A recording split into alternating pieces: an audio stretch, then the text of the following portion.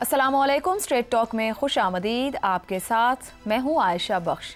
वज़ीर आज़म शहबाज शरीफ का कहना है कि अब मोदी सरकार पाकिस्तान पर हमलावर होने से पहले 100 मरतबा सोचेगी, क्योंकि उसे पता चल गया है कि हमारी अफवाज पूरी तरह तैयार है। इन 4 दिनों में भारत को जो सबक सिखाया गया, मेरी नज़र में 1971 की शिकस्त का बदला ले लिया गया है। गुज़िश्ता रोज़ वज़ीर आज़म शहबाज शरीफ ने कहा था कि पाकिस्तान और भारत के दरमियान मुज़ाकरात सऊदी अरब या इमारात में मुमकिन हैं, जिसमें अमरीकी दबाव अहम किरदार अदा करेगा। दोनों ममालिक के सिक्योरिटी मुशीर गैर जानिबदार मकाम पर मुज़ाकरात करेंगे, जिनमें कश्मीर, पानी, तिजारत और दहशतगर्दी पर बात होगी। भारत तीसरे मकाम पर तैयार नहीं हो रहा। शहबाज शरीफ ने कहा कि जंगबंदी के लिए पाकिस्तान ने कोई दरख्वास्त नहीं दी, बल्कि ट्रंप, मार्को रूबियो, चीन, तुर्की और दीगर ममालिक से सालसी में किरदार अदा किया है। डीजी मिलिट्री ऑपरेशंस की सतह पर तय हुआ कि दोनों अफवाज जंग से पहले वाली पोजीशन पर वापस जाएंगी, ताहम टाइम फ्रेम तय नहीं हुआ। वज़ीर आज़म ने कहा है कि पाकिस्तान ने भारत के गुरूर को तोड़ा और हम चाहते हैं कि तरक्की और दिफा साथ साथ चलें। चीन के दौरे से वापस आए नायब वज़ीर आज़म इसहाक डार ने कहा है कि भारतीय वज़ीर दिफा की ट्रेलर और फुल प्ले की बात इंतहाई गैर जिम्मेदारी है। उनकी इज्जत और शराफत इसी में है कि सुलह कर लें, जबकि दूसरी तरफ इस वक्त भारत में पाकिस्तान के खिलाफ भरपूर नफरत फैलाई जा रही है। कांग्रेस मोदी हुकूमत पर पाकिस्तान से साजबाज का इल्ज़ाम लगा रही है, जबकि अपोजिशन इल्ज़ाम लगा रही है कि भारतीय वज़ीर ख़ारजा जयशंकर ने पाकिस्तान को हमलों के बारे में पहले ही बता दिया, जिससे भारत को नुकसान हुआ है। तो दूसरी तरफ बीजेपी का इल्ज़ाम है कि कांग्रेसी लीडर राहुल गांधी पाकिस्तान की बोली बोल रहे हैं। दोनों बड़ी सियासी जमातों की कोशिश है कि एक दूसरे से बढ़कर अपने आप को पाकिस्तान मुखालिफ साबित किया जाए, जबकि मोदी के हामी रहे कट्टर हिंदू वोटर्स और आरएसएस भी मोदी के सीज फायर पर सवालात खड़े कर रही है। ऐसे में 2 बड़े सवालात खड़े हो रहे हैं। क्या इन हालात में मोदी पाकिस्तान के साथ मुज़ाकरात करने के लिए किसी का दबाव कबूल कर पाएंगे? और दूसरा, 11 सालों में सबसे ज्यादा गैर मकबूलियत के दौर से गुजर है मोदी, क्या अपनी सियासत को बचाने के लिए पाकिस्तान के खिलाफ कोई मिस एडवेंचर तो नहीं करेंगे? इसी पर गुफ्तगू रहेगी। पैनल में हमारे साथ हैं शहजाद चौधरी, रजा रूमी, जैगम खान और हमाद गजनवी। प्रोग्राम का सवाल आप सभी के लिए। मोदी हमले से पहले 100 बार सोचेगा, वजीर आजम शहबाज शरीफ। पाकिस्तान को लेकर भारत में शदीद सियासी कशीदगी। हुकूमत अपोजिशन का एक दूसरे पर पाकिस्तानी एजेंट होने का इल्ज़ाम। जख्मों से चूर मोदी मुज़ाकरात की मेज़ पर आएगा या जंग के मैदान में? शहजाद साहब, भारत के अंदर शदीद सियासी कशीदगी इस वक्त मौजूद है। गुज़िश्ता रोज़ भी वज़ीर आज़म ने जो गुफ्तगू की, उसमें मुज़ाकरात की बात हुई, थर्ड पार्टी की बात हुई, अमेरिका के प्रेशर की बात हुई, और हम किस तरीके से मामलात आगे, यानी कि एक पॉजिटिविटी नज़र आती है उस गुफ्तगू में, मगर यह भी अंदाज़ा है कि भारत नहीं तैयार हो रहा किसी तीसरे को लेकर या सालिस को लेकर। आपको क्या लगता है, मुज़ाकरात की मेज़ पर आएंगे जब जो वहां की सियासत और पॉलिटिक्स है, क्योंकि इंटरनेशनली और नेशनली एक नुकसान हुआ है, भारत जख्मी है, या सामना जंग के मैदान में होगा? आयशा, मेरा ख्याल है कि मोदी का जो डिज़ाइन या इंडिया का जो डिज़ाइन है ना, इस सारी चीज़ को, इसको समझने की ज़रूरत है। और ये कोई आज की बात नहीं है, ये पिछले साल 2 साल की बात नहीं है। एक पूरे प्लान के तहत मोदी चल रहा है। 2008 के बाद जब वो मुंबई हुआ, तो उसके बाद उसने पाकिस्तान के ऊपर दहशतगर्दी का एक इल्ज़ाम लेके ऐसा दुनिया भर में चला कि पाकिस्तान को बहुत जगहों पे एक डिफेंसिव पोजीशन लेके अपनी जवाबदेही करना पड़ गई। ये तो बेवकूफ़ी उसने फिर बाद में की कि बलूचिस्तान और टीटीपी का जो मामला हुआ, यानी जब अमेरिका यहाँ से गया 2021 के बाद, तो उसने एक तरह से प्रॉक्सी वॉर पाकिस्तान के खिलाफ शुरू करके उसी जगह पे आ गया जिसका वो इल्ज़ाम पाकिस्तान को देता रहा है हमेशा के लिए। पहली बात तो ये होगी। दूसरा, पाकिस्तान ने भी बड़े वाज़ेह तौर पर, अगर किसी किस्म का कोई शायबा था, तो कश्मीर से अपनी थोड़ी बहुत देर के लिए अपने आप को डिस्टेंस कर लिया। इसका भी आपको पता लगता है कि कश्मीर में इन्होंने कहना शुरू कर दिया कि जी वहां पर तो अब सुकून है, अब वहां पर टूरिज्म हो सकती है, वगैरह वगैरह। तो सारी चीजें हमारे सामने।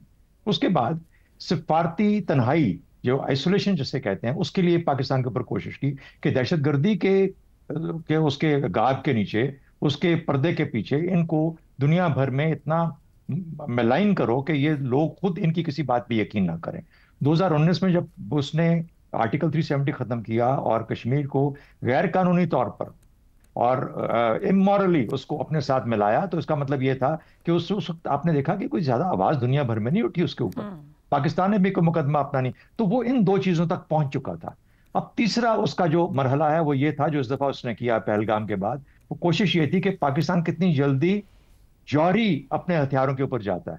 क्योंकि अगर वो ये साबित कर सकता है दुनिया को कि पाकिस्तान एक ऐसी रियासत है जो कि ना सिर्फ दहशतगर्दी में मुलविस है, चाहे वो पहलगाम के तरीके में करे या पुलवामा के। बल्कि देखिए कि इतने गैर जिम्मेदार हैं कि फौरन से पेशर ये जौहरी हथियारों के ऊपर आ जाते हैं। तो जब ये प्लान उसका पाकिस्तान एयरफोर्स ने और पाकिस्तान की अफवाज ने बिल्कुल जायल कर दिया, होने नहीं दिया। और ये नाकामी उसको देखनी पड़ी, जिसका कि अब खमियाजा मुल्क के अंदर भुगत रहा है। जब तक आपको उस प्लान की समझ आती है कि वो करना क्या चाह रहा है, कि वो आप चाह रहा है कि आपसे जौहरी हथियार, जैसे कहते हैं एडल्ट इन द रूम, किसी के ऐसा आईएईए के कंट्रोल में दे दो, इनके हाथ में नहीं होने चाहिए, किसी और के काबू में दे दो, वगैरह वगैरह, इस तरह की चीजें, इसके ऊपर प्रेशर आएगा। और जो आपको कल परसों हमें बदकिस्मती से हमारी बच्चियों को शहीद किया गया, वो भी एक और एक गुस्सा दिलाने वाली, तैश दिलाने वाली बात है कि इसके बदले में कुछ हमारे यहाँ करो, ताकि मैं ये भी साबित कर दूं कि आप गैर जिम्मेदार भी हो, आप सिर्फ साथ ही साथ हम पे दहशतगर्दी की भी कराते हो मुख्तलिफ जगहों के अंदर। तो पाकिस्तान के लिए जो माइंड फील्ड है ये, जैसे कहते हैं ना डिप्लोमेटिक स्ट्रेटेजिक माइंड फील्ड, हर चीज को फूंक फूंक के लेना पड़ेगा, सब्र के साथ संभालना पड़ेगा। ये उसने जाल बहुत गहरा बुना है और लंबा बुना है। और साथ ही साथ ये भी बता रहा है कि अगर मेरे यहाँ दहशतगर्दी होती है तो मैं तो जाके अटैक कर देता हूँ तुम्हारे उन जगहों के ऊपर। आपकी बच्चियां मर रही हैं, आपके लोगों के अंदर हो रहा है, आप कह रहे हैं कि हम कर रहे हैं, लेकिन आप कुछ कर नहीं सकते। तो ये वो गेम है जो कि चल रही है। पाकिस्तान को क्या करना है? पाकिस्तान को ये करना है कि बहुत सोच समझ के एक एक, जैसे कि डिसएग्रीगेट करो हर चीज को, तैश में मत आओ, एक एक चीज को अपने तौर पे। फॉर एग्जाम्पल, पहला काम हमारा बलूचिस्तान और केपी है, उसको संभालना है। उसके बाद साथ ही साथ भारत की तरफ एक नजर रखनी है कि और क्या खेल खेल रहा है। और फिर अपना जो हमारा मिशन है जो कि सफारती वाला, उसको हमने बहुत एक्टिव करना है और दुनिया में पैगाम लेके जाना है इन तमाम चीजों का जो खेल खेला जा रहा है यहाँ। आपका फाइनल सच मैं खत्म करता हूं इस पे सवाल आपका कि ये क्या करेगा। देखिए, उसके अंदर जो नस्ली बर्तरी है ना, ये जो जोम है नस्ली बर्तरी का, ये पूरी हिंदुस्तान की बदकिस्मती से हिंदू कौम के अंदर है। वो ये मार सहने हजम नहीं होगी, नहीं हो रही उनको, इस वजह से आपस में लड़ रहे हैं। और ये आदमी जिसके भी 4 साल 4.5 साल और पड़े हैं अपनी सियासत के, इसने भी इस नोट पे अपनी सियासत को खत्म नहीं करना, ये कुछ ना कुछ करेगा।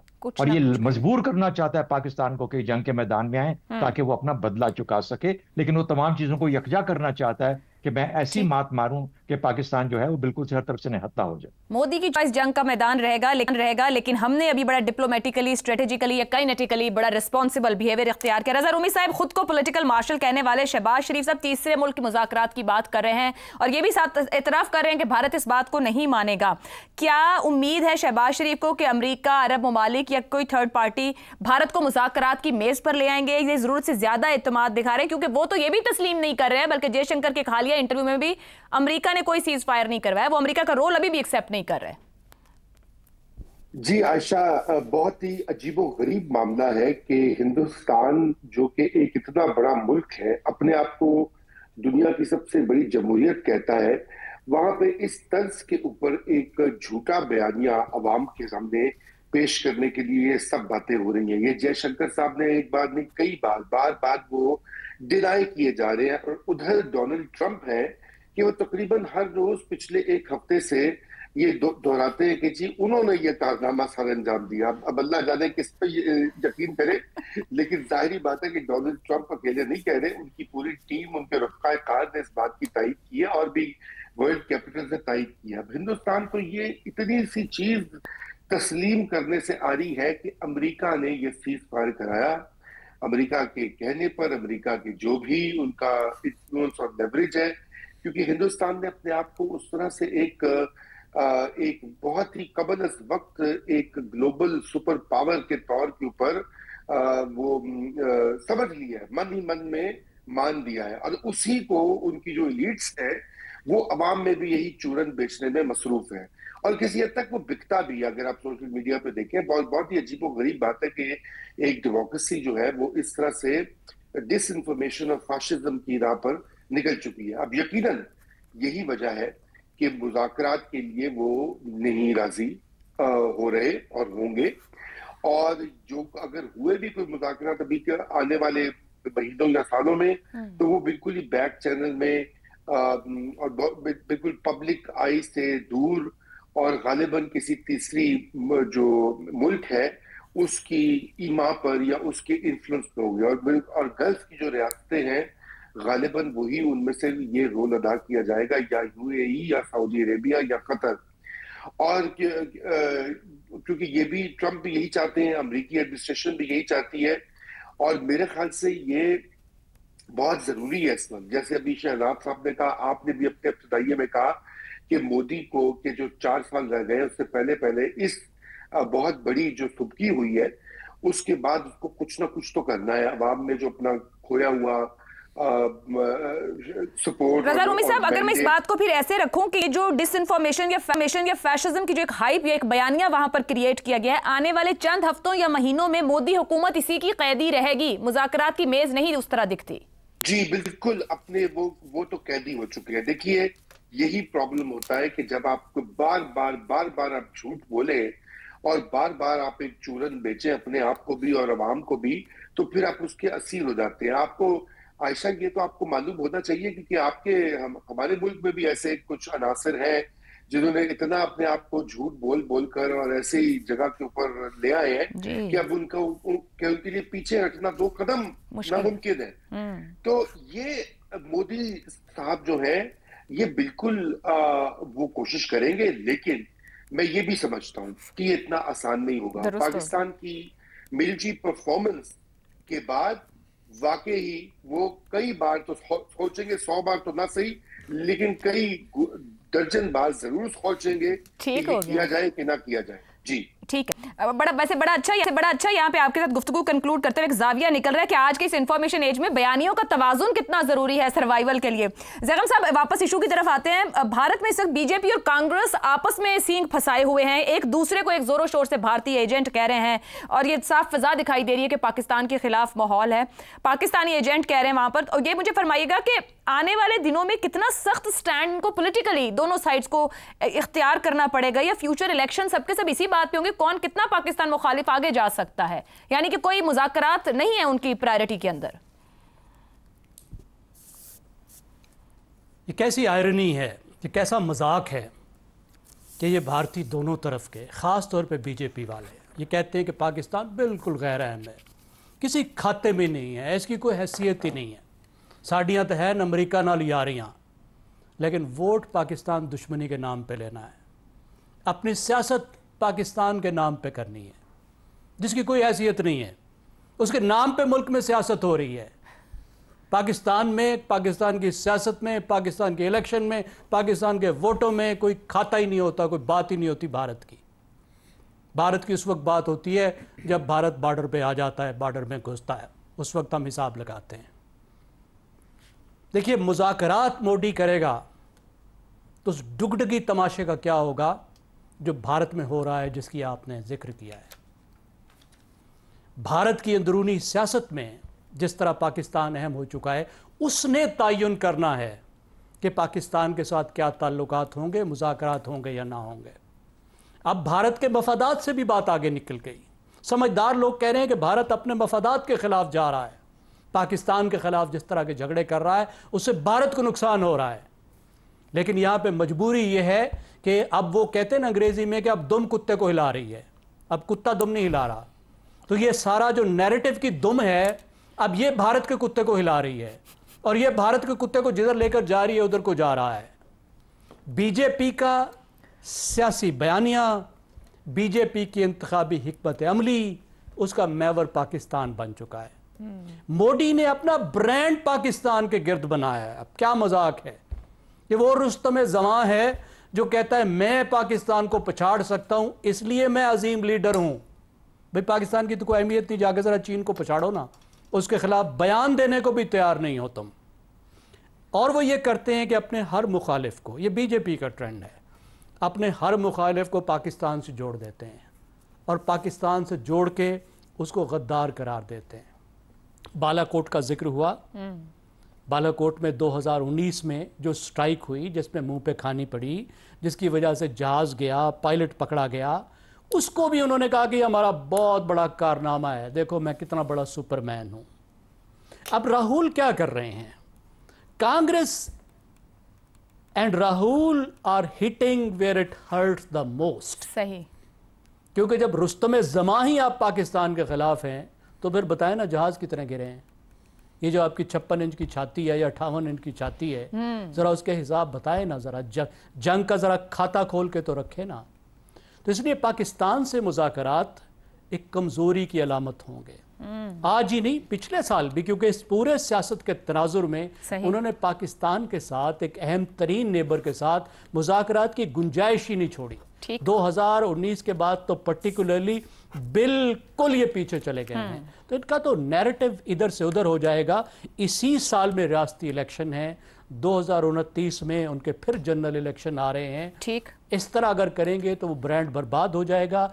अगर मुज़ाकरात होंगे तो पसे पर्दा ही होंगे, अगर होंगे तो पसे पर्दा होंगे। मगर ऑपरेशन बंदर से सुंदर तक मोदी साहब के पास हासिले कलाम कुछ नहीं है। लोग सवाल कर रहे हैं, जवाब निदारद हैं। हमाद साहब, शहबाज शरीफ साहब ये कह रहे हैं कि 100 बार सोचेगा अब की बार हमले से पहले, शराफत से और इज्जत के साथ सुलह कर लें, ये डार साहब कह रहे हैं। आपके ख्याल में वहाँ कोई थॉट प्रोसेस है पीस का, आगे बढ़ने का? ये जो ब्रांड जहाँ पड़ी है वहाँ से कहीं और नीचे ले जाने की तैयारी में है? मोदी साहब जो बातें कर रहे हैं उससे तो लगता है कि वहाँ पर ऐसा कुछ नहीं हो रहा, यानी वहाँ पर कोई सैनिटी की बात नहीं हो रही, जो भी हम सुन रहे हैं ऊपर के लेवल पर हुकूमत की तरफ से।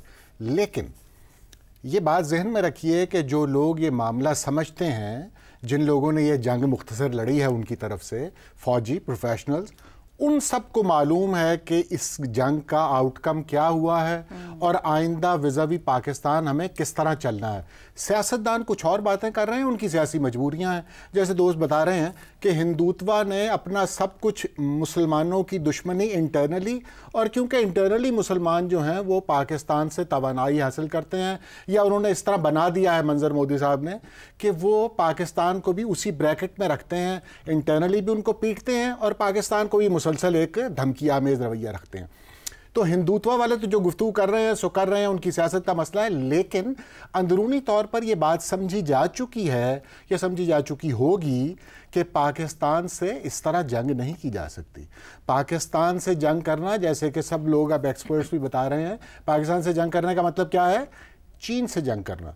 फिजिकली तो चीन मौजूद नहीं है, लेकिन अगर आप चीन की तमाम तैयारियों को और उसकी जो जो डेवलपमेंट है वॉरफेयर में, अगर आप उससे लड़ सकते हैं तो बिस्मिल्लाह। लेकिन क्योंकि ये हालात नहीं हैं और लोगों को समझ आ गई है उस तरफ कि ये मामला, और जैसे मशवरा उन्हें दिया जा रहा है कि 10 साल टिक कर तैयारी करें। अगर आपने पाकिस्तान को कन्वेंशनल वॉर में मुकाबला करना है या आप उनको नीचा दिखाने की ख्वाहिश रखते हैं तो 10 साल तैयारी तो कीजिए। इस मौजूदा जो सूरत हाल है, जो बैलेंस ऑफ पावर है, उसमें ऐसा नहीं हो सकता। और पाकिस्तान तो आगे बढ़ने जा रहा है, जैसे कि उन्हीं की सोर्सेज से पता लग रहा है कि J-31 की बात हो रही है और बहुत सिस्टम्स की बात हो रही है, और वो भी अब अगर 6 महीने या साल लगना था तो वो भी 2-4 महीने के अंदर ये इस तरह के इशारे भी मिल रहे हैं। तो सूरत हाल ये है कि अगर हिंदुस्तान, मोदी साहब इस सियासत के ऊपर यहाँ खड़े रहते हैं तो क्या इस्टेब्लिशमेंट उनकी जो है, उनकी फ़ौज और बाकी इदारे जो हैं, क्या वो उनका साथ देंगे इस छेड़खानी में मज़ीद? क्योंकि उनके अंदर ये फीलिंग और ये बात वाज़ेह हो चुकी है कि पाकिस्तान के साथ ये खेल नहीं खेला जा सकता। और पाकिस्तान इस दौरान जो है उसका इमेज जो है दुनिया में, आप देख ही रहे हैं, हम इंटरनली भी पुरअमन गुफ्तगू कर रहे हैं। जितनी हमने की कि हम हमला कर देंगे, खुशदार पे कुछ हुआ तो हम हमला कर देंगे, हम मुसलसल पीस की बात कर रहे हैं। हमारा जो नया इमेज है वो एक्सेप्ट हो रहा है और वो सेल हो रहा है, जबकि मोदी साहब जो हैं वो अपनी जिंगोइस्टिक और बिलिजरेंट गुफ्तगू की वजह से सारी दुनिया में जैसे सफारती तन्हाई का शिकार हुए कि अब उनके साथ सिर्फ इसराइल और तालिबान जो हैं वो उनके हक में गुफ्तगू करते हैं। तो ये एक लम्हा फिक्रिया है उनके लिए। ये सियासत जो है उनकी, ये इस तरह अब नहीं चलेगी। ये इंटरनली वो मुसलसल पॉलिटिक्स कोशिश कर रहे हैं। ट्रंप नहीं था जी, हमने तो खुद ही किया। मिजाहिया गुफ्तगू उनकी तरफ से हो रही है कि हमें तो फ़ोन आया था पाकिस्तान का तो हमने कहा लो जी, ताड़ा फ़ोन आ गए थे, चलो। वो ट्रंप बताते बताते थक गए, 8-10 बार बता चुके कितनी मुश्किल उन्होंने जंग रोकी है वहां पर, मगर यहाँ पर मोदी सरने को तैयार नहीं। और जयशंकर खुद ये कह रहे हैं कि ये तो बराह रास्त हम दोनों ने तय किया है, आने वाला वक्त जरूर साबित करेगा कि मामला कैसे रुका और ठहरा था। एक और इंतहाई अहम मामला है वो ट्रंप जो इस खित्ते में पाकिस्तान और भारत के दरमियान कशीदगी को रोक पाए हैं और इसका क्रेडिट बार बार ले रहे हैं। गजा में जो बीत रही है करीबन अक्टूबर 2023 से, एक ऐसा शदीद बहरान है जिसने इंसानियत के तमाम उसूलों को पामाल कर दिया है। वहां ट्रंप क्यों नहीं कुछ कर पा रहे हैं? इजरायली बमबारी और मुसलसल मुहासरे ने इस इलाके को एक खुले कब्रिस्तान में तब्दील कर दिया है। अक़वाम मुत्तहिदा के मुताबिक 2 साल अरसे में कम अज़ कम 55,000 फ़लस्तीनी शहीद हो चुके हैं, लाखों अफराद बेघर हो चुके हैं, खुराक, अद्वियात और पानी जैसी बुनियादी सहूलियात नापैद हो चुकी हैं, जबकि 6 लाख से ज़्यादा बच्चे शदीद ग़ज़ाई क़िल्लत का शिकार हैं। इजरायली वजीर आज़म नेतन्याहू ने ऐलान किया है कि इसराइल का मकसद गजा पर मुकम्मल कंट्रोल हासिल करना और हमास को ख़त्म करना है। इस तनाजुर में अमरीकी सदर डोनाल्ड ट्रंप का रवैया मुतजाद रहा है। एक तरफ वो इसराइल के मजबूत इत्तेहादी हैं, दूसरी तरफ वो गजा के इंसानी बहरान पर अफसोस का इजहार भी करते हैं। उन्होंने मुतनाज़ मंसूबा भी जारी रखा जिसके मुताबिक गजा को फ्रीडम जोन बनाए जाने का ऐलान किया कि इसको सूरत बदल दिया जाए और 20 लाख फ़लस्तीनियों को अरब ममालिक में मुंतकिल किया जाएगा, जिसे अक़वाम मुत्तहिदा ने नस्ल कुशी करार दिया है। बरतानिया और यूरोपीय ममालिक भी अब इसराइल पर तनकीद कर रहे हैं। बरतानिया ने तिजारती मुज़ाकरात रोक दिए हैं जबकि अरब ममालिक जंगबंदी का मुतालबा कर रहे हैं। दुनिया की बाज़मीर आवाज़ें अब इस हकीकत को तस्लीम कर रही हैं कि फ़लस्तीनियों की हालत को महज दहशतगर्दी के बयानिए में क़ैद नहीं किया जा सकता है। फौरी और फ़लस्तीनी रियासत का क़याम ही इस मसले का वाहिद हल है, मगर सवाल तो ये है कि इन हालात में ये कैसे मुमकिन हो पाएगा। इसी मामले पर गुफ्तगू करेंगे। सवाल इस तरह से, गजा संगीन इंसानी बहरान, 14,000 बच्चे भूख से मर सकते हैं। दुनिया की ज़बानी कलामी मजम्मत, बार बार पाक भारत जंग रुकवाने का क्रेडिट लेने वाले ट्रंप इतना बड़ा इंसानी अलमिया रुकवाने में नाकाम क्यों हैं? इसी पर गुफ्तगू करेंगे ब्रेक के बाद। प्रोग्राम में एक बार फिर खुशामदीद। गजा संगीन इंसानी बहरान, 14,000 बच्चे भूख से मर सकते हैं। दुनिया की ज़बानी कलामी मजम्मत, बार बार पाकिस्तान भारत जंग रुकवाने का क्रेडिट लेने वाले ट्रंप इतना बड़ा इंसानी अलमिया रुकवाने में नाकाम क्यों? ज़ैगम साहब। अमेरिका रुकवाने में नाकाम नहीं है, अमेरिका तो इसमें कंप्लिसिट है, मगरिब इसमें कंप्लिसिट है, साथ शरीक है। इसराइल की ताकत नहीं है।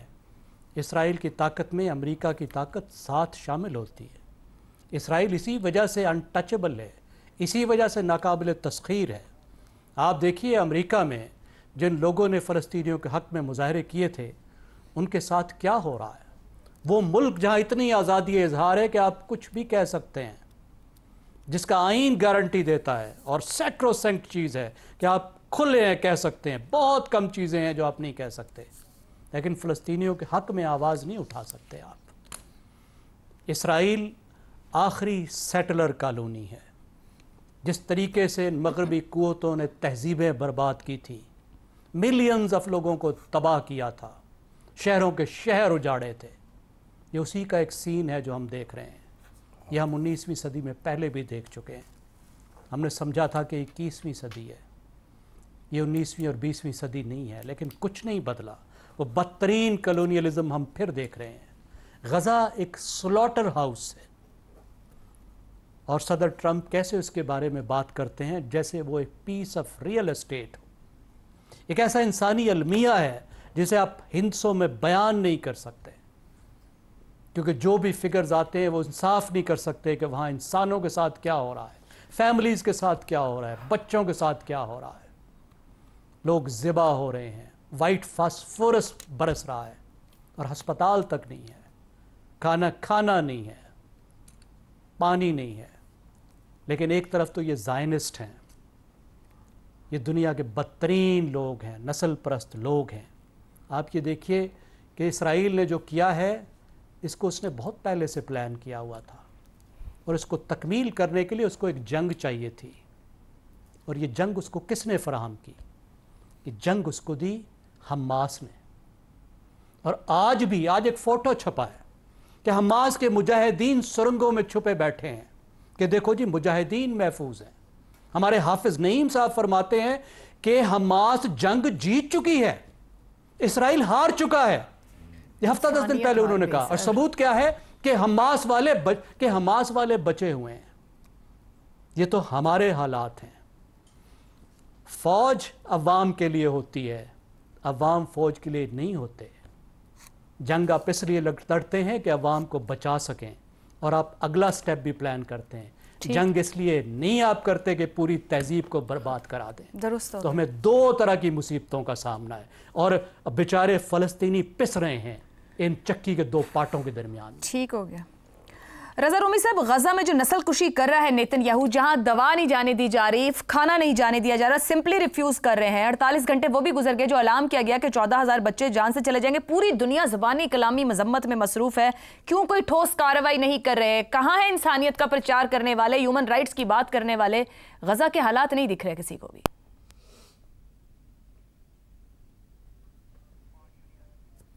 रजा रूमी साहब, आवाज नहीं आ रही आपकी।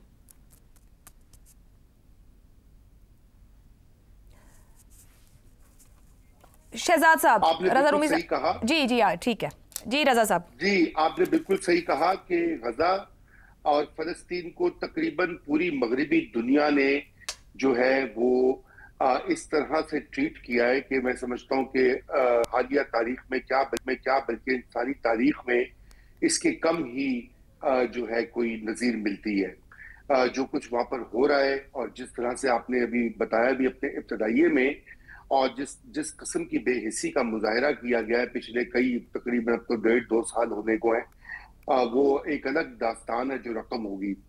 लेकिन हालिया हफ्तों में और दिनों में एक वाज़ेह तब्दीली यूं आई है कि यूरोप के वो ममालिक जो पहले इसके ऊपर एक कोई कदम नहीं उठा रहे थे, जिसमें कि फ्रांस और दीगर जो वेस्टर्न यूरोप के ममालिक शामिल हैं, अब वहां से कुछ आवाजें और हाई लेवल के ऊपर एक कंसर्न का इजहार किया गया है। और यूरोपियन यूनियन इस बात के ऊपर अब क्लियर होती जा रही है कि उनको इसके बारे में कुछ ना कुछ करना पड़ेगा।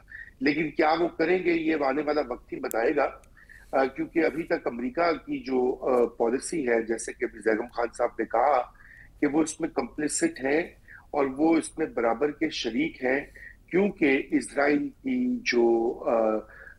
जो असर है और उनका इन्फ्लुएंस है अमेरिकी पॉलिसी साज इदारों पर, अमेरिकी हुकूमत पर, वो भी एक हकीकत है। और यही वजह है कि जो इजरायली लॉबी अमेरिका में काम करती है, चाहे वो उसके मीडिया के ऊपर असर हो, कांग्रेस पे असर हो, सदर के ऊपर हो, वो सबके सामने अब वाजे है। यही वजह है कि ये तब्दीली उस वक्त अमल पजीर आएगी और गजा के हवाले से जब अमेरिका इसके ऊपर अपनी पॉलिसी पे नजरसानी करेगा। लेकिन एक अच्छी चीज है कि यूरोपियन यूनियन के ममालिक जो हैं वो इस वक्त एक क्लियर स्टांस लेकर आगे बढ़ रहे हैं। जी ठीक, एक ब्रेक लेते हैं, ब्रेक के बाद शहजाद साहब और हम आज सामने रखेंगे। प्रोग्राम के आखिरी हिस्से में एक बार फिर खुशामदीद। शहजाद साहब, ऊपर बात हुई अमेरिका में मजबूत इजरायली लॉबी की। डेमोक्रेट्स हों या रिपब्लिकन्स, कोई भी इजराइल के खिलाफ ठोस कार्रवाई नहीं कर सकता। तो फिर क्या चाइना या उभरती हुई जो ताकतें हैं, इतने बड़े इंसानी अलमिये का, वो भी कोई ठोस हल निकालने में नाकाम है? कुछ कर सकते हैं, नहीं कर सकते हैं? मफादात सबसे ज्यादा अजीज होते हैं हर मुल्क के लिए, अपनी स्ट्रैटेजी अपने मफादात के हिसाब से। लेकिन उससे ज्यादा बढ़ के गजा के मुसलमानों का जो हाल, बदकिस्मती से जुर्म ज़ईफ़ी की सजा, मर्ग मुफाजात। देखिए, गजा को कोई ओन नहीं करता। गजा के फलस्तीनी 20 लाख के करीब है, उनकी तादाद है।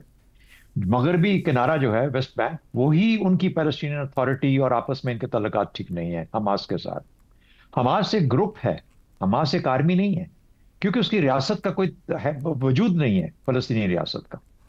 1967 में जब जंग हुई, जंग के बाद बहुत सारे फलस्तीनियों को जब निकाला गया वहां से, हारने के बाद मशरिक़ वस्ता की जंग के अंदर इसराइल की तरफ से जब कामयाबी हुई उनको, तो बहुत सारे फलस्तीनी जाके जो उनको मजबूर किया गया, और बल्कि गए और उर्दन में जाके कैंपों में रहना शुरू कर दिया। शायद अभी भी उर्दन के कुछ बहुत सारे कैंपों में रहते हैं।